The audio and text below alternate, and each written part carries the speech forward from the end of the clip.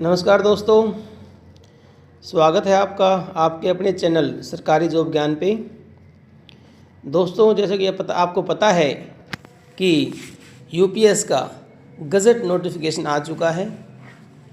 तो अब इस वीडियो में हम समझेंगे कि यूपीएस के तहत जब आप रिटायर होगे तो आपकी जो पेंशन डिसाइड होगी उसका फॉर्मूला क्या है और कैसे हम अपनी पेंशन को निकाल सकते हैं। दोस्तों, पेंशन निकालने का फॉर्मूला आपके सामने है। ये फॉर्मूला है दोस्तों, ये वाला, ये फॉर्मूला है पेंशन निकालने का।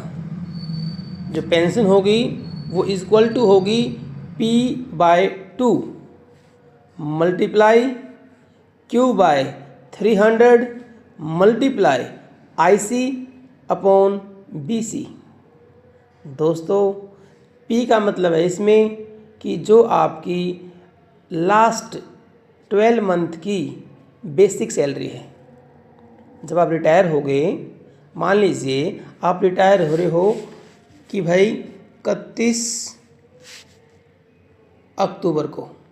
अगर आप 31 अक्टूबर को रिटायर हो रहे हो तो आपकी पूरे लास्ट 1 ईयर की, सपोज करो आप 31 अक्टूबर 2025 को रिटायर हो रहे हो, तो आपकी 31 अक्टूबर से 1 ईयर बिफोर 12 मंथ, ठीक है, आपकी जो बेसिक थी 1 नवंबर 2024 से 31 अक्टूबर 2025 तक, उस बेसिक को 12 मंथ बेसिक को जोड़ के 12 से भाग करने पर आपकी एवरेज बेसिक आ जाएगी।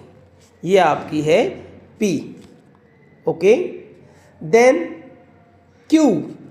Q क्या है? Q is the number of months your qualifying service जितनी होगी उसके कितने मंथ बनेंगे आपके।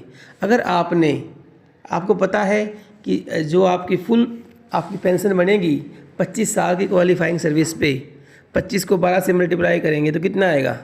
300। तो Q की वैल्यू इस केस में 300 हो जाएगी। अगर किसी की मान लीजिए 20 साल नौकरी की है उसने, तो 20 साल में कितनी Q की वैल्यू हो जाएगी? 20 × 12 240, ठीक है। लेकिन क्या किसी ने अगर 30 साल नौकरी की है तो उसकी Q की वैल्यू 12 3 जा 360 हो जाएगी? क्या ऐसा पॉसिबल है? नहीं दोस्तों, ऐसा पॉसिबल नहीं है। ये लिखा हुआ साफ साफ। अगर Q की वैल्यू 300 से ज़्यादा है तो इसको 300 ही लेना है दोस्तों। Q की वैल्यू 300 ही रहेगी मैक्सिमम, 300 से ज़्यादा नहीं होगी। हाँ, कम हो जाएगी, ठीक है, कम हो जाएगी। अगर आपकी सर्विस 25 साल से कम है तो उस प्रोपोर्शन में आपको पेंशन मिलेगी। जैसे कि आपने गज़ट में पढ़ा होगा कि लिखा हुआ है, अगर आपकी सर्विस 25 साल से कम है तो आपको उसी अनुपात में, उसी रेशो में, उसी प्रोपोर्शन में आपको पेंशन मिलेगी। तो वो यही है दोस्तों, Q की वैल्यू। अगर किसी की 15 साल की सर्विस है तो 15 × 12 180, तो Q की वैल्यू क्या हो जाएगी? 180। ठीक है दोस्तों। अगली जो हमारी टर्म है वो है IC/BC। IC इज़ और इंडिविजुअल कॉर्पस और BC इज़ और बेंचमार्क कॉर्पस। जब मैंने पूरा ये गज़ट जब नोटिफाई हुआ था, मैंने पूरा इसको डिस्कस किया था, तो मैंने बताया था कि IC क्या है और BC क्या है। देखो दोस्तों, यहाँ लिखा भी हुआ है, the value of IC is individual corpus. मान लो एक एम्प्लॉई 25 साल बाद रिटायर हो रहा है और उसकी जो इंडिविजुअल कॉर्पस है, जो उसके अपने अकाउंट में है, 10% गवर्नमेंट का, 10% उसका, वो जितना भी अमाउंट होगा उसे बोलेंगे हम इंडिविजुअल कॉर्पस। वो आएगा ऊपर आपका IC, ठीक है। अगला है दोस्तों BC। बहुत सारे साथियों को डाउट है BC क्या है। Benchmark corpus. बेंचमार्क कॉर्पस का मतलब ये है गवर्नमेंट की एक डिफ़ॉल्ट स्कीम में पैसा डालेगी आपका। आप चाहो तो अपने इंडिविजुअल कॉर्पस को अपने हिसाब से कहीं और इन्वेस्ट कर सकते हो। मान लीजिए किसी को इक्विटी में करना है तो आप उसको चेंज कर सकते हो। एक गवर्नमेंट की होगी यूपीएस के तहत आपकी डिफ़ॉल्ट स्कीम। तो गवर्नमेंट एक आंकड़ा देगी आपको कि भाई अगर आपने 25 साल नौकरी की है तो अगर डिफ़ॉल्ट स्कीम में पैसे होते तो आपके इस जितना आपका रिडक्शन हो रहा है कॉर्पस में 10% उसके हिसाब से आपका इतना पैसा होना चाहिए। ये बेंचमार्क है, ये बेंचमार्क है गवर्नमेंट का। ठीक है, जो गवर्नमेंट बेंचमार्क देगी वो यहाँ पे नीचे आएगा, चाहे वो यूनिट की फॉर्म में हो चाहे वो फंड की फॉर्म में हो। ठीक है, तो ये है बेंचमार्क कॉर्पस। और जो इंडिविजुअल कॉर्पस होगा वो ऊपर आएगा।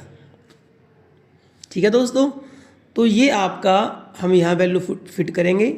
जब वैल्यू हमारी पुट हो जाएगी यहाँ पे तो इसको हम सोल्व करेंगे। तो हम एग्जांपल देखते हैं अभी एक कि एग्जांपल में कह रहा है कि भाई the value of the corpus IC की वैल्यू 50 लाख है, बेंचमार्क कॉर्पस 50 लाख है और पी की वैल्यू इसने माने कि 45,000 उसने एवरेज मान ली।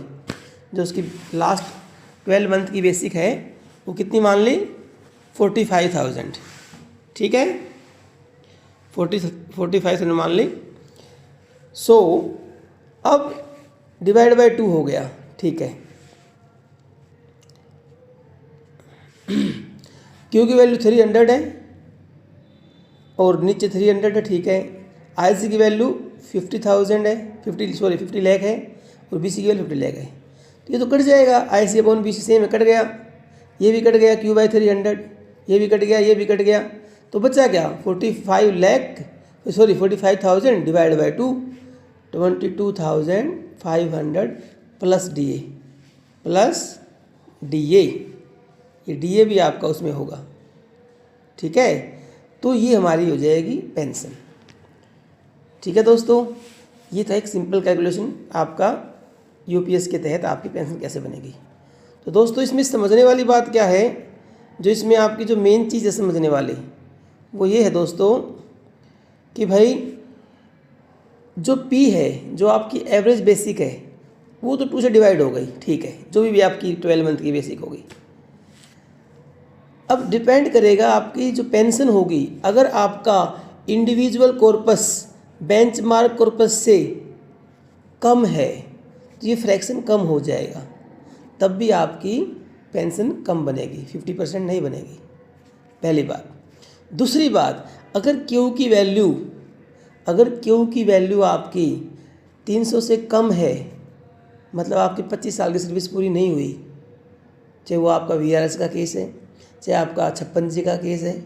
ठीक है, उस केस में या फिर मान लीजिए कोई डेथ वगैरह है जो फैमिली पेंशन बनेगी, तो उस केस में भी हमारी जो पेंशन है वो 50% से कम होगी। क्योंकि फ्रैक्शन आपको सबको अगर मैथ का आइडिया होगा तो अगर मान लीजिए इसको मैं मल्टीप्लाई करूँगा p/2 को q/300 से, अगर ये फ्रैक्शन कम होगा तो अमाउंट कम बनेगी। तो दोस्तों क्यू की वैल्यू और आईसी की वैल्यू आपकी इसमें फैक्टर है जो तय करेगी आपकी पेंशन यूपीएस के तहत हाफ बनेगी या नहीं बनेगी या उससे कम बनेगी। ठीक है दोस्तों, तो आशा करता हूँ कि आपको ये जो फॉर्मूला है यूपीएस का पेंशन निकालने का समझ में आया होगा और आगे भी हमारे साथ जुड़े रहिएगा आप। ठीक है, और आगे भी हम ऐसी वीडियो डालेंगे, तो आपसे रिक्वेस्ट है कि आप हमारे चैनल को फॉलो कीजिए, लाइक कीजिए और उसको सब्सक्राइब कीजिए। आपका बहुत बहुत धन्यवाद। Thank you.